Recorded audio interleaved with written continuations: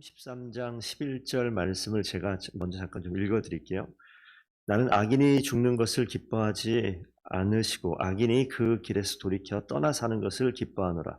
이스라엘 족속아 돌이키고 돌이키라. 너희가 악한 길에서 떠나라. 어찌 죽고자 하느냐.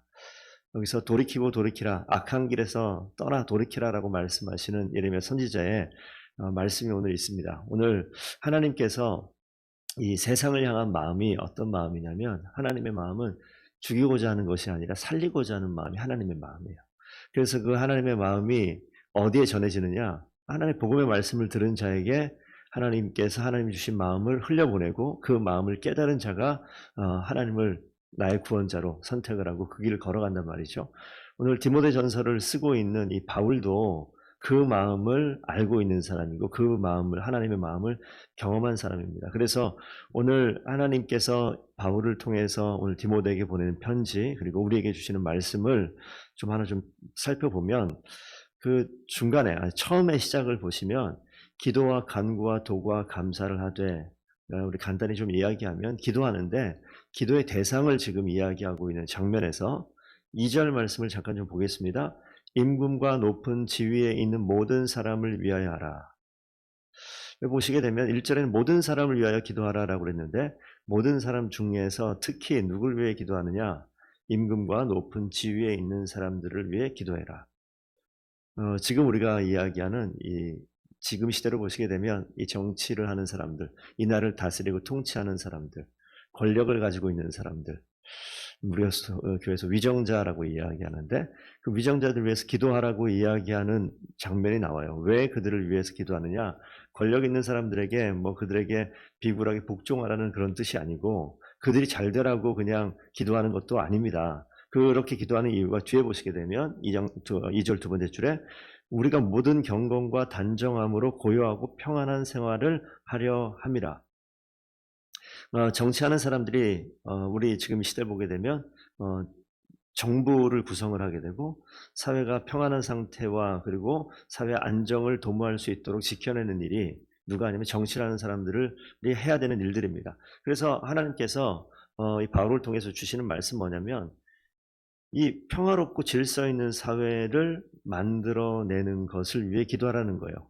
그게 누구가 그 일을 하냐면 정치하는 사람들이 그 일을 하기 때문에 그 평안하고 안정된 그러한 사회 구조 속에서 교회가 원래 본래의 책임을 완성할 수 있기 때문에 교회가 교회의 역할을 하기 위해서 이 나라가 안정이 돼야 돼요. 근데 이 나라가 안정되기 위해서는 정치하는 사람들이 잘 해야 됩니다. 그들을 위해서 그래서 기도하는 거예요. 중대한 영향을 미치거든요. 그래서 다른 것이 아니라 지금의 정치를 보시게 되면 미국도 그렇지만 우리나라도 거의 양당으로 움직입니다. 그러면 정치 얘기를 교회에서 하지 말라고 얘기해요. 왜냐하면 두 개가 있잖아요. 여당이 있고 야당이라고 얘기하는 보수와 진보로 나뉘어지는 그런 영역이 있는데 내가 보수주의자예요. 그렇다고 해서 진보주의자가 정치를 맡고 있다고 해서 무조건 싫으냐?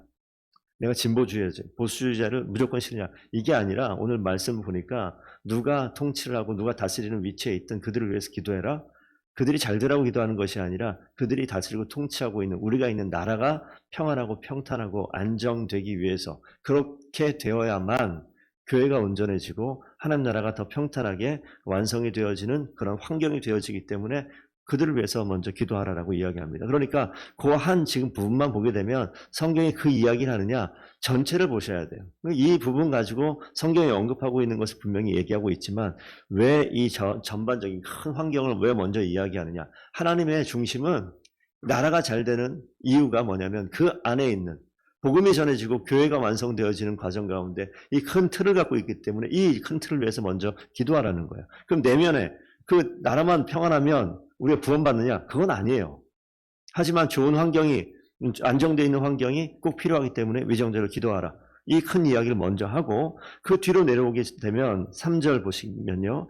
이것이 우리 구주 하나님 앞에 선하고 받으실 만한 것이니 이 환경이 평안하고 이렇게 되어지는 거 하나님께서 원하시는 것이다 라고 얘기하는 것이고 4절 보면 하나님은 모든 사람이 구원을 받으며 진리를 아는 데 이르기를 원하시느니라. 아까 예레미야 33장 말씀하고 똑같은데 하나님은요 우리가 이 땅 가운데 악한 자로 그냥 죽어가는 것을 원치 않으십니다. 살리는 걸 원하세요. 돌이키고 돌이키라라고 이야기하는 거죠. 여기 나와 있는 말로 바꾸면 모든 사람이 구원받는 걸 하나님께서 원하세요. 그런데 모든 사람이 구원을 받는데 그냥 구원받느냐? 그렇지 않죠. 이 땅 가운데 어떤 사람이 구원을 받느냐? 진리를 아는 사람, 하나님께 부름받은 사람들이 그냥 불러서 앉아있다고, 교회만 다닌다고 그냥 구원받느냐? 그 차원을 뛰어넘죠. 이 땅에 와서 그냥 온전하게 하나님의 말씀을 순종하지 아니하면 그 가운데 하나님의 말씀을 통해서 구원받을 수 있느냐? 없다라는 거예요. 근데 와서 보니까 구원의 진리가 어디 있느냐? 우리의 노력으로 우리가 스스로 구원받을 수 있는 그 길이 없어요. 그래서 오늘 중요한 단어 두 단어가 나오는데 5절, 6절에 보시게 되면 하나님 한 분이시오. 하나님과 사람 사이에 무엇도 한 분이다? 중보자도 한 분이다. 이 중보자라는 단어. 그 사람이신 예수 그리스도가 중보자로 이 땅 가운데 계시다. 6절에 또 한 가지 단어가 있습니다. 그 모든 사람을 위하여 자기를 무엇으로 주셨다? 대속물로 주셨다. 중보자 예수 그리스도가 대속물이 되셨다. 이것이 진리의 핵심입니다. 이 땅의 모든 사람을 구원하시는데 모든 사람을 구원할 길이 있는데 중보자이신 그 길을 여시는 가운데 하나님과 사람 사이에 이 가운데 연결하는 중보자가 있다는 거예요. 그분이 누구다? 예수 그리스도라는 거예요. 그분이 길을 열 수 있는, 좀 더 쉽게 얘기하겠습니다. 이곳이 구원의 방주예요. 들어와야 되는데 문이 닫혀 있어요. 열어야 되는데 열 수가 없습니다. 누가 열어요? 유일하게 열 수 있는 중보자가 있다는 거예요. 그 중보자가 열어야 되는데 그냥 열어요? 열쇠는 뭐예요? 대속물이에요. 죽어야 열립니다. 내가 이 지금 구원의 방주를 타야 되는데 여기 올라가야 되는데 올라갈 방법이 없어요. 누가 하나 죽어야 돼요. 그게 대속물이라고요. 그 들어와서 생명의 길로 가야 되는데, 자, 다시 한번 큰 그림으로 봅니다. 이 나라 위정자, 권력을 가진 자, 통치하는 자를 위해 기도하래요. 이거는 밖에 있는 큰 문을 여는 것 같고 이 큰 환경을 만드는 것인데 왜 그들을 위해 기도해야 되느냐? 예, 그들이 이 땅을 다스리는 것처럼 보이기 때문에, 이 땅을 평안하고 안정시키기 위해서 보이는 거, 그렇게 보이기 때문에 그들을 위해 기도해라 라고 이야기합니다. 정치적인 성향이 다 달라요. 4월 10일 날 투표한다고 그럽니다. 그러면 지금 뭐 좀 있으면 뭐 스피커 틀고 유세차 돌아다니고 막 그러면 시끌시끌 할 거예요. 며칠 동안. 그러면 빨간 차가 돌아다니면 욕하는 사람이 있고 파란 차가 돌아다니면 욕하는 사람이 있을 거예요. 그런 거 상관없이 누가 되던 간에 하나님께서 다스리시고 통치하시는 하나님의 큰 그림, 하나님의 역사를 위해서 기도하는 거예요. 그리고 그들이 다스리는 이 나라가 평안하고 안정되기를 위해 기도하는 겁니다. 그 누가 되던 간에 그들을 통해서 하나님께서 하실 일을 위해서 기대하며 기도하는 거죠. 그 가운데 가장 중요한 것은 뭐냐면 구원의 반열에 올라가기 위해서 하나님께서 하나님의 방법을 일하시는데 중보자라고 해요. 자, 이 중보자의 두 가지 역할이 있습니다. 누가 중보자가 되느냐? 누가 정말 하나님과 사람 사이에 이 깨어진 죄악의 문제를 해결하느냐? 사람 그 어떤 사람으로도 이 깨어진 문제를 해결할 수 있는 사람이 없어요. 완벽하게 죄된 이 타락된 인간을 온전하게 만들 그 어떠한 사람이 없습니다. 율법이 요구하는데 완벽하게 순종할 수 있는 사람이 단 한 사람도 없어요. 온전한 희생 제물이 될 그 어떠한 능력 있는 사람이 아무도 없습니다. 하나님 아닌 그 어떤 피조물도 그 일을 완성시킬 수 없어요. 그래서 하나님 그분이 중보자가 되시는 거예요. 그래서 오늘 예수 그리스도 성자 하나님이 중보자가 되십니다. 근데 하나님이 만들어 놓은 법칙이 있잖아요. 죄의 문제를 누가 해결합니까? 사람이 죽어야지 해결되어지는데 우리 구약의 제사를 보게 되면 율법 가운데 사람이 죽지 않잖아요. 대신해서 동물을 제물 삼아서 희생 제물로 올려드립니다. 그러니까 어떻게 됩니까? 때마다 시마다 절기 때마다 동물을 계속 죽여나가는, 완전하게 완성되는 게 아니라 미완성이고 그냥 눈에 보이는 제도로서의 희생 제물을 드리면서 하나님 앞에 그때마다 내 죄를 용서받는. 그러니까 얼마나 많은 동물이 계속 죽어나가야 됩니까? 죄가 있을 때마다 죽어야 되니까 완전하게 변하는 것이 아니에요. 그럼 누가 죽어야 돼요? 사람이 죽어야 돼요. 어떤 사람이? 흠없는 사람이 죽어야 되잖아요. 흠없는 사람이 어디 있습니까? 그래서 하나님께서 선택하신 것이 흠없는 사람이 되시고자 하는 거예요. 흠없는 하나님이, 죄 없는 하나님이 어떻게 선택합니까?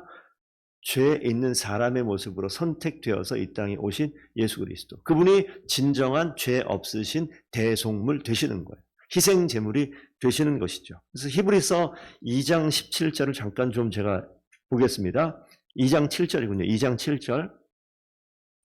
하나님의 마음이 어떠냐? 2장 6절 후반부에 사람이 무엇이기에 주께서 그를 생각하시며 인자가 무엇이기에 주께서 그를 돌보시나이까.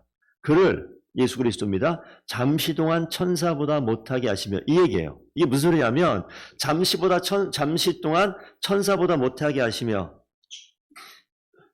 죄 없는 사람의 모습으로 내려오셨다는 거예요. 이 모습이 천사보다 못하게 하셨다. 하나님이신 그분이 사람의 모습으로 왔다는 이 표현을 잠시 동안 천사보다 못하게 하셨다는 표현입니다. 그래서 예수 그리스도 하나님이신 그분이 이 땅의 대속물로 완전한 사람이신 그분이 중보자로 오셨다는 거예요. 희생제물 되시기 위해서. 그 뒤에 있는 내용은 잠깐만 보면 영광과 존귀로 관을 씌우시며 희생제물로 사람을 오셨다가 죽으시기 위해서 오셨다는 것이고 영광과 존귀로 관을 씌우셨다는 것은 부활하셨다는 이야기입니다. 다시 본문으로 돌아오게 되면 하나님이 이 땅에 있는 이 사람을 얼마나 사랑하시는가. 구원하시기 위해서 그 진리를 완성하시기 위해서 하나님이 중보자가 되셨다는 것은 하나님 그분이 진짜 하나님만이 그 일을 할 수 있기 때문에 하나님이 그 일을 하기로 선택하셨고 하나님이 그 일을 하시기 위해서는 진짜 사람이 흠없는 사람이 필요하기 때문에 영광스러우신 그 하나님, 죄 없으신 하나님, 존귀하신 그 하나님이 사람이 되기로 선택하셨다라는 거예요. 그래서 이 땅에 중보자로 특별히 대속물로 오셨다는 겁니다. 그래서 그것을 누가 알았어요? 바울이 알았어요. 그러니까 하나님이 이 땅에 있는 모든 사람들을 악하게 다 죽이려고 하는 것이 아니라 살리고자 완성시키고자 이 땅에 오셨다는 것이고 하나님의 그 속마음은 돌이키라. 죄에서 돌이켜라. 악에서 돌이켜라. 내가 너희를 살리기를 원한다. 그리고 하나님께서 이미 그 일을 완성시켜 놓은 거예요. 그래서 오늘 6절 마지막에 자기를 대속물로 주셨으니 기약이 이르러 주신 증거니라. 이 약속의 증거로 이 땅에서 완성시킨 예수님의 일하심을. 그래서 오늘 우리가 이 고난주간을 보내면서 주님께서 십자가의 길을 가는 것은요. 완전한 사람, 이 땅에 사람으로 오지 아니하시면 죽을 일이 없어요. 주님이 선택하신 일입니다. 고통당하실 일이 없어요. 왜 고통당합니까? 이 땅에 있는 모든 죄의 문제를 죄인이 우리 하나하나의 모든 죄를 온전하게 해결하기 위해서 희생제물 되기 위해 더 이상 동물의 희생제사가 아니라 흠없는 완전한 사람의 죽음의 제사를 통하여서 이 문제를 해결하기 위해서 이 땅에 오신 거죠. 그걸 누가 알아요? 사도 바울이 알아요. 그래서 7절 보시게 되면 이를 위하여 이 진리의 말씀, 이 구원의 진리의 말씀을 알기 때문에 그 말씀을 전파하는 자가 되었고 그 말씀의 사도가 되었고 특별히 이방인의 사도, 이방인의 스승이 되었다라고 오늘 기록하고 있습니다. 그래서 바울 내가 어디 있습니까? 마게도니아 간 거예요. 이방인의 스승이 되어서 무엇을 위해서? 이 중보자이신 대속물로 희생제물로 죽으신 예수 그리스도 이 진리의 말씀을 전하기 위해서 이방인들 향해서 나아가 있는 자가 바울이고 이 이방 땅 에베소에 있는 디모데를 향하여 너도 그 땅 가운데 이방인의 스승으로 그 일을 감당하라고 이 메시지를 전하고 있는 겁니다. 이 말씀을 지금 우리가 보고 있어요. 우리가 이미 예수 그리스도의 그 희생의 제물로 죽으신 십자가의 희생 제물로 돌아가신 예수 그리스도로 인하여서 우리가 이 땅 가운데 진짜 생명을 가지고 살아가는 하나님의 백성들 된 줄로 믿습니다. 그래서 이 땅 가운데서 우리가 그 진리의 말씀을 품고 사는 거예요. 다 죽어간다. 뭘 봅니까? 이 땅에 돌아가는 세상을 보다 보니까 세상에서 말하는 그 방법만 이야기하는 거예요. 세상에 흘러가는 흐름만 이야기하는 거예요. 세상이 바라보고 있는 그 길만 따라가는 거예요. 그러면 하나님이 보시는, 하나님이 준비하신, 하나님이 인도하시는 그 길에 대해서는 한마디 언급도 못하고 세상의 방법대로 그냥 살아가다 보니 지금은 어려운 시기고 지금은 힘든 시기고 지금은 세상의 방법 이렇게 일을 해결해야 되고 저렇게 길을 걸어가야 되고 이런 이야기만 하는 거예요. 하나님께서 원하시는 것은 내 마음의 중심에 하나님을 향한 온전한 길의 선택과 진리를 향한 우리의 열심을 하나님께서 원하시는데 그 일은 아무 상관도 없어요. 제가 기도하는 요즘에 기도 제목이 뭐냐면 계속 우리 1층에 어떤 카페를 제가 밀고 있잖아요. 계속 가고 있는데 그분들이 교회를 안 다니는 것 같아요. 그래서 어디까지 가 있느냐? 그분들이 장사 잘 됐으면 좋겠다. 그런 마음을 갖고 있어요. 그건 누가 품을 수 있는 마음이에요? 누구라도 품을 수 있는 마음이에요.